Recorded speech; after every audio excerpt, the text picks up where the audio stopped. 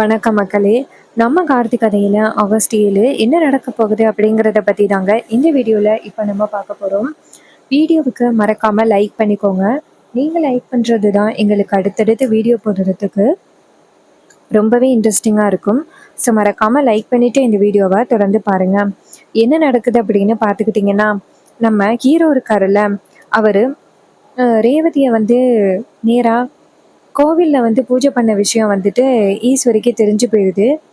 ஈஸ்வரி வந்து நேராக கோயிலுக்கு வந்துட்டு நேராக ரேவதியை பார்க்குறாங்க. பார்த்துட்டு செம்ம டென்ஷன் ஆகி நேராக ரேவதி அப்படின்னு சத்தம் போடுறாங்க. ரேவதியும் வந்து அவங்க அம்மா பார்த்ததோட ரொம்பவே அதிர்ச்சி ஆகுறாங்க. அம்மா, நீங்கள் இங்கே என்ன பண்ணுறீங்க அப்படின்னு. அப்போ ஈஸ்வரி சொல்கிறாங்க, நீ இங்கே என்னடி பண்ணுற அப்படின்னு செம்மையாக கோவப்பட்டு நேராக ஹீரோவை பார்த்து முறைச்சிக்கிட்டே ரேவதியை பார்த்து வா வீட்டுக்கு அப்படின்னு சொல்லி கூப்பிட, அப்போ ரேவதி சொல்கிறாங்க, இங்கே பாருமா, நான் வந்துட்டு வரல, எப்படியாவது வந்து நான் வந்து இந்த பூஜையை முடிச்சுட்டு தான் வந்து நான் வருவேன் அப்படின்னு சொல்லி பேசுகிறாங்க. அதுக்கு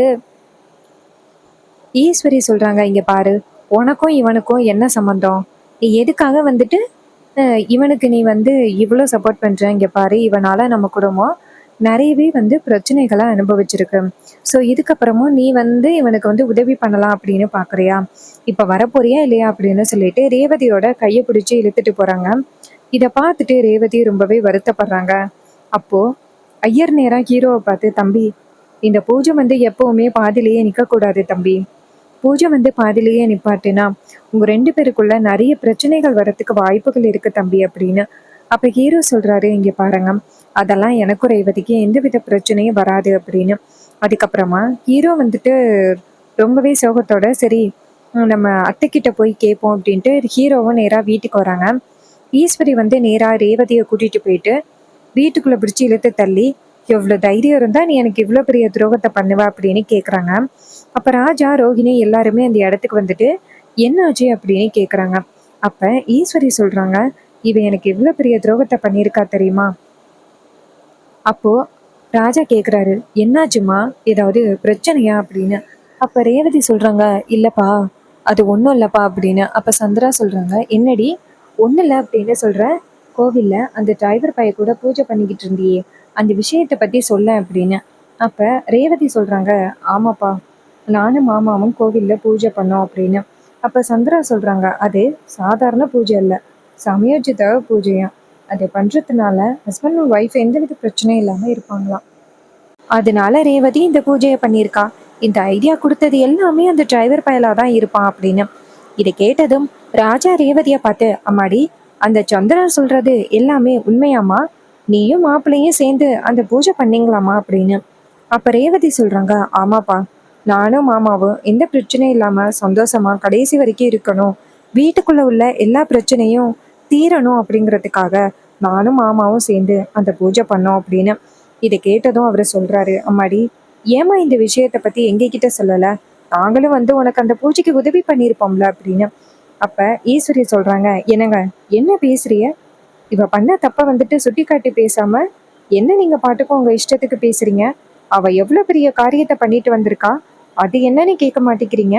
அவளுக்கு சப்போர்ட் பண்ணி பேசுகிறீங்களே, எவ்வளோ தைரியம் இருந்தால் சப்போர்ட் பண்ணி பேசுவீங்க அப்படின்னு கேட்குறாங்க. இதை கேட்டதும் நம்ம ராஜா சொல்கிறாரு, ஈஸ்வரி அவ அப்படி என்ன தப்பு பண்ணா? தான் புருஷன் கூட எந்த பிரச்சனையும் இல்லாமல் சந்தோஷமாக வாழணும் அப்படிங்கிறதுக்காக அவள் பூஜை பண்ணியிருக்கா. நீங்கள் என்னடானா இப்படி பேசுகிறீங்க அப்படின்னு. இதை கேட்டதும் ஈஸ்வரி சொல்கிறாங்க, என்னங்க, அப்பையிலேருந்தே ரேவதிக்கு சப்போர்ட் பண்ணிக்கிட்டு இருக்கோம் அப்படிங்கிற திமிரா? இங்கே பாருங்க, அவள் போயிட்டு அந்த டிரைவர் பையில பார்த்துருக்கவே கூடாது. உங்கள் மாப்பிள்ளை என்கிட்ட என்ன டீல் தெரியுமா பேசுனா? கோவில் கும்பாபிஷேகத்துக்கு உங்களை அனுப்புகிறேன், அதுக்கு பதிலாக நான் இனிமேல் ரேவதியை பார்த்து பேச மாட்டேன் அப்படின்னு சொல்லி என்கிட்ட வந்து அவன் டீல் பேசினான். ஆனால் கடைசியில் அவன் என்கிட்ட கொடுத்த வாக்கையே மீறிட்டான். அவனுக்கு எவ்வளோ தைரியம் இருந்தால் கொடுத்த வாக்கையே மீறி இருப்பான். அவனை நான் கண்டிப்பாக சும்மா விட மாட்டேன் அப்படின்னு சொல்லிட்டு பயங்கர கோவத்தோட பேசுகிறாங்க ஈஸ்வரி. அப்போது நம்ம ஹீரோவும் அந்த இடத்துக்கு வந்துடுறாரு. வந்துட்டு அத்தை அப்படின்னு சொல்ல ஈஸ்வரி ஹீரோவை பார்த்துட்டு செம்ம டென்ஷன் ஆகி, ஏய், ஒரு அடி வீட்டுக்குள்ளே காலடி எடுத்து வச்சு அவ்வளோதான், உனக்கும் இந்த குடும்பத்துக்கும் என்னடா சம்மந்தம், எதுக்கடா நீ வீட்டுக்குள்ளே வர அப்படின்னு சொல்லி கேட்க. அப்போ ஹீரோ சொல்கிறாரு, இங்கே பாருங்கட்ட, இதுக்கும் ரேவதிக்கும் எந்தவித சம்மந்தமும் இல்லை, இதுக்கும் மாமாவுக்குமே எந்தவித சம்மந்தமும் இல்லை. நான் உங்ககிட்ட என்ன சொன்னனோ அதே தான் நான் உங்களுக்கு கொடுத்த வாக்கையை நிறைவேற்றிருக்கேன் அத்தை. ஈஸ்வரி கேக்குறாங்க, கொடுத்த வாக்கா நிறைவேத்திருக்கியா? எங்கடா கொடுத்த வாக்க நீ நிறைவேத்திருக்க? என் பொண்ணு கூட நீ ஊரு சுத்திக்கிட்டு இருக்கியே, அதான் கொடுத்த வாக்கா நிறைவேத்துறதா? உன்னை கண்டிப்பா நான் சும்மா விட மாட்டேன் அப்படின்னு சொல்லிட்டு பயங்கர கோவத்தோட ஈஸ்வரி பேசுறாங்க. அப்ப ஹீரோ சொல்றாரு, அத்தை தயவு செஞ்சு கோவப்படாதீங்க அத்தை. ரேவதி வந்து என் கூட சேர்ந்து வாழணும் அப்படின்னு ஆசைப்படுறா. தயவு செஞ்சு ஒரே ஒரு வாய்ப்பு கொடுங்க அத்தை.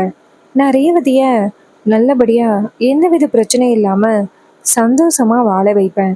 ஏன் அத்தை நீங்க ஒத்துக்க மாட்டேங்கிறீங்க அப்படின்னு. அதுக்கு ஈஸ்வரி சொல்றாங்க, போது நிப்பாட்டு. உன் பேச்சையெல்லாம் நான் கேட்க முடியாது. நான் தான் சொல்லிட்டேனே, என்னைக்குமே என் பொண்ணை உன் கூட சேர்ந்து வாழ வைக்க மாட்டேன் அப்படின்னு நான் சொல்லிட்டேன். இதுக்கப்புறமும் நீ தேவையில்லாம பேசுறது டைம் வேஸ்ட். நீ இப்ப இந்த வீட்டை விட்டு கிளம்ப போறியா இல்லையா அப்படின்ட்டு.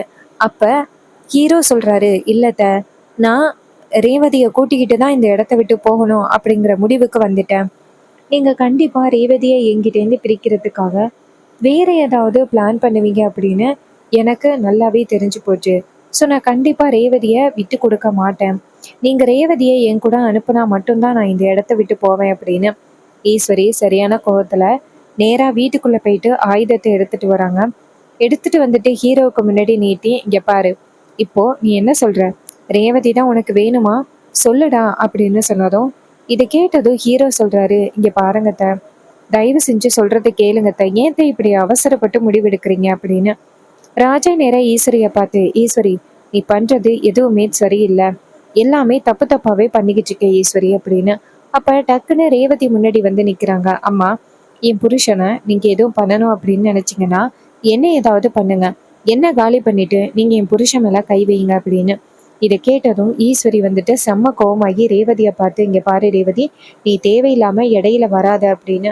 அப்ப ரேவதி சொல்றாங்க, அம்மா நீங்க வந்துட்டு பண்றது எல்லாமே அவசரப்பட்டு முடிவு பண்ணிக்கிட்டு இருக்கீங்க. மாமா அப்படி என்னதான் தப்பு பண்ணாரு? இப்ப கூட அப்பா மேல எவ்வளவு பெரிய பழி விழுந்துச்சு.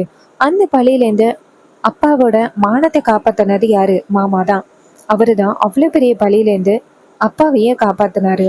ஆனா நீங்க என்னடானா இன்னும் அப்பா மேல இவ்வளவு பெரிய இன்னும் மாமா மேல இவ்வளோ பெரிய கோவத்தோட இருக்கீங்க. அன்னைக்கு மட்டும் மாமா வரல அப்படின்னு அப்பா இந்நேரம் ஊருக்கு முன்னாடி அவமானப்பட்டு நின்று இருப்பாரு. நீங்க ஒவ்வொரு இடத்துக்கு போகையிலையும் அவமானப்பட்டு தான் நிற்பீங்க.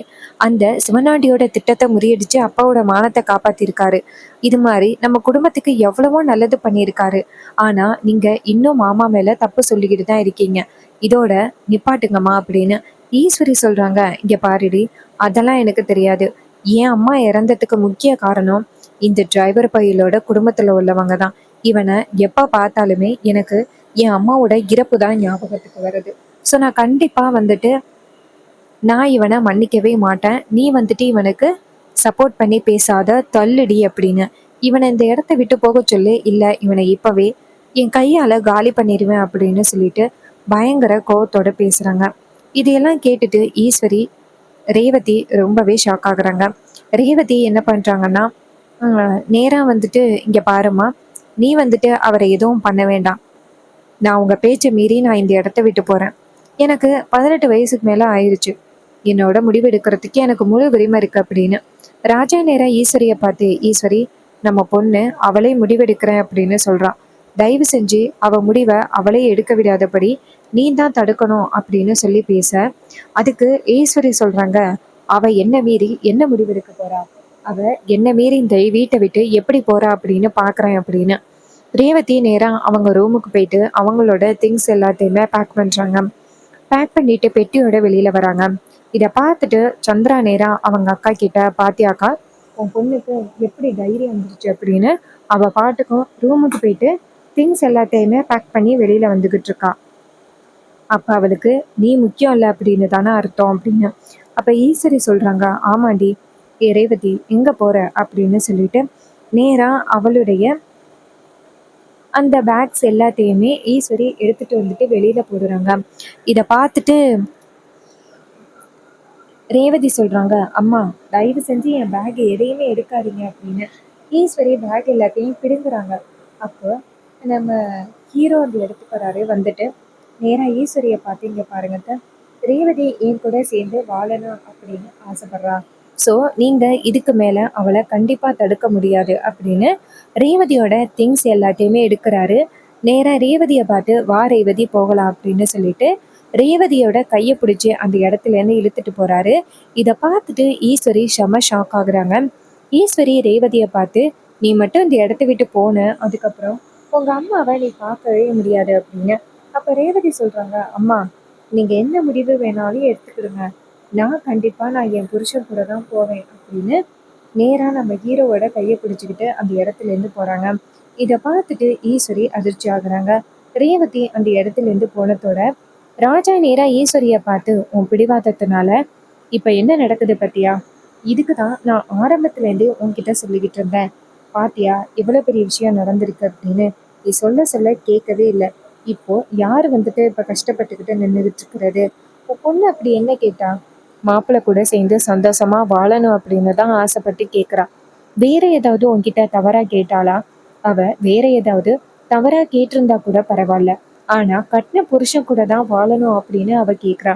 நீ என்னடான்னா உன் பிடிவாதத்துக்கு இந்த குடும்பத்துல உள்ளவங்க எல்லாருமே இழைக்கிற. நீ பண்றது கொஞ்சம் கூட சரியில்லை ஈஸ்வரி அப்படின்னு. அப்ப ஈஸ்வரி கேக்குறாங்க, நான் பண்றது சரியில்லையா?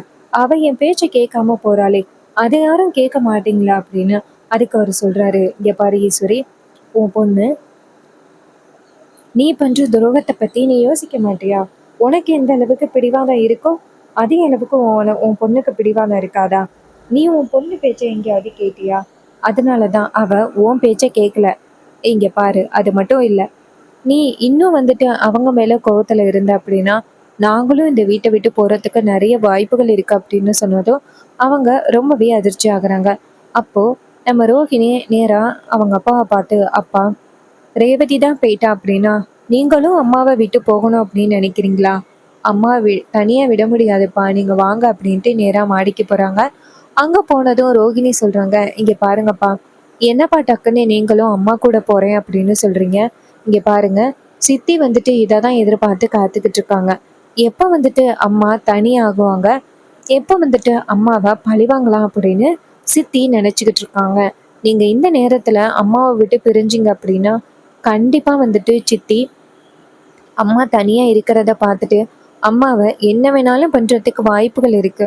அவங்கள பொறுத்த வரைக்கும் கோவில் கும்பாபிஷேகத்துல அவங்க புருஷனை எப்படி உட்கார வைக்கிறது அப்படின்னு தான் அவங்க மேன்மேலும் திட்டம் போட்டுக்கிட்டு இருக்காங்க.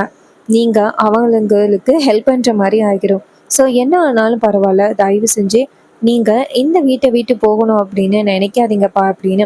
இதை கேட்டதும் அவர் சொல்றாரு, ஆமாம்மா நீ சொல்றது சரிதான், நல்ல வேலை நான் அவசரப்பட்டு முடிவெடுக்க பார்த்தேன்.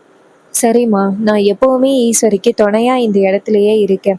கண்டிப்பா அவளை என்னைக்குமே இந்த இடத்த விட்டு பிரியவும் மாட்டேன், அவளுக்கு எந்த பிரச்சனையும் நடக்க விட மாட்டேன் அப்படின்னு சொல்லிட்டு ராஜா அந்த இடத்துல இருந்து வீட்டுக்குள்ள போறாரு. அப்போ ரோஹிணி இதையெல்லாம் பார்த்துட்டு கவலைப்படுறாங்க. ரேவதி நம்ம கிட்ட இந்த பூஜையை பத்தி முன்னாடியே சொல்லியிருந்தா அம்மாவுக்கு தெரியாம எப்படியோ தடுத்திருப்போம். ஆனா ரேவதி இந்த விஷயத்த பத்தி நம்ம கிட்ட சொல்லல. நம்ம கிட்ட சொல்லாததுக்கு காரணம், ஒருவேளை நம்ம கிட்ட சொன்னா அம்மாவுக்கு தெரியறதுக்கு வாய்ப்புகள் இருக்கு அப்படின்னு நினைச்சு அவ பயந்துதான் நம்ம யாருக்கிட்டையுமே சொல்லாம இருந்திருக்கா அப்படின்னு சொல்லிட்டு ரொம்பவே ஒரி பண்றாங்க. அப்ப ஹீரோ என்ன பண்றாருன்னா நேரா அந்த இடத்துல இருந்து கிளம்புறாரு. ரேவதியை கூட்டிக்கிட்டு பாட்டி வீட்டுக்கு. பாட்டி வந்துட்டு நேரா ஹீரோயினும் வரதை பார்த்துட்டு சந்தோஷப்படுறாங்க.